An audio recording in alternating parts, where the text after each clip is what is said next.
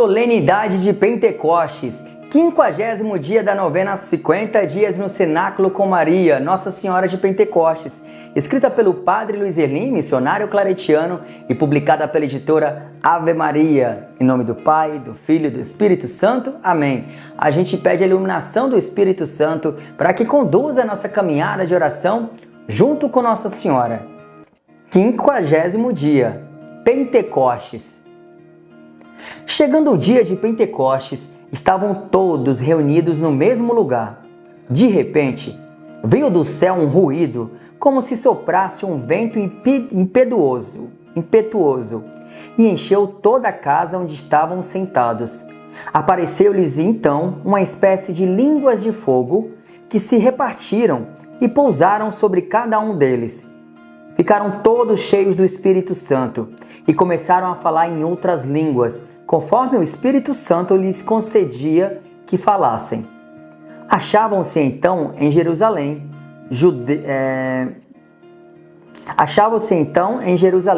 judeus piedosos de todas as nações que há debaixo do céu. Ouvindo aquele ruído, reuniu-se muita gente e maravilhava-se de cada um os ouvia falar na sua própria língua. Profundamente impressionados, manifestavam a sua admiração. Não são, porventura, galileus todos estes que falam? Como então todos nós os ouvimos falar, cada um em sua própria língua materna? Partos, medos, elamitas, os que habitam a Mesopotâmia, a Judéia, a Capadócia, o Ponto, a Ásia, a Frígia, a Panfilha, o Egito e as províncias da Líbia próximas a Cirene, peregrinos romanos, judeus ou prosélitos, cretenses e árabes. Ouvimos-los publicarem em nossas línguas as maravilhas de Deus. Estavam, pois, todos atônicos e sem saber o que pensar. Perguntavam uns aos outros: que significam estas coisas? Outros, porém, escarnecendo, diziam: estão todos embriagados de vinho doce. Esse trecho está nos Atos dos Apóstolos, capítulo 2, versículos de 1 a 13. Na manhã daquele dia de vigília, o 50º depois da ressurreição de Jesus, o Espírito de Deus veio até nós. Ouviu-se forte ruído, seguido de forte vento que abriu as janelas e as portas do local onde estávamos e renovou o ar que respirávamos. Um vento como o soprar de Deus, que fez todos respirarem uma nova vida. Desceram sobre nós línguas como que de fogo e pousaram sobre nossas cabeças. A igreja, a partir daquele momento, era de todos os continentes e de todas as raças. Nós nos pusemos a falar línguas diferentes e todos compreendiam a nova língua da igreja que nasceu, o amor, o próprio Cristo. Os discípulos já não tinham mais medo. Começaram a sair pelas ruas anunciando as maravilhas de Deus, não se importando mais se seriam presos, condenados ou mortos por isso. Éramos homens e mulheres de coragem, pois o Espírito de Deus estava em nós.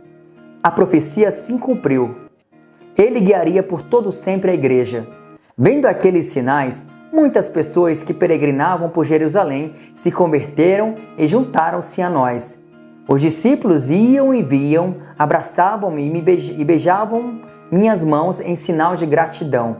A igreja nasceu. No final daquele dia, eu fui até o local onde Jesus havia sido crucificado e sua cruz ainda estava no mesmo lugar. Lá fiquei em oração até o cair da noite. Diante da cruz, eu renovei os meus votos ao Senhor. Eis-me aqui, meu Deus, meu amado. Faça-se em mim, hoje e sempre, a vossa santíssima vontade. Deixe que o Espírito Santo de Deus te conduza. Não tenha medo de seguir os caminhos que Ele te indicar, pois fazer a vontade de Deus é o único tesouro que levaremos para a eternidade. E na última página do livro 50 dias no Cenáculo com Maria, Nossa Senhora de Pentecostes, numa das últimas, na verdade, tem o discurso de Pedro, e a gente vai ler. Momentos depois de recebermos o Espírito Santo, Pedro pôs-se de pé e, com os 11 apóstolos, em nome da igreja, fez a seguinte pregação, provando que, a partir daquele momento, a igreja se tornava destemida e que as forças do inferno jamais prevaleceriam sobre ela. Pedro disse assim: Homens da Judéia, e vós todos que habitais em Jerusalém, seja-vos isto conhecido e prestai atenção às minhas palavras. Estes homens não estão embriagados como vós pensais, visto não ser ainda a hora terceira do dia. Mas cumpre-se o que foi dito pelo profeta Joel. Acontecerá nos últimos dias, é Deus quem fala, que derramarei do meu espírito sobre todo ser vivo. Profetizarão os vossos filhos e as vossas filhas. Os vossos jovens terão visões e os vossos anciãos sonharão.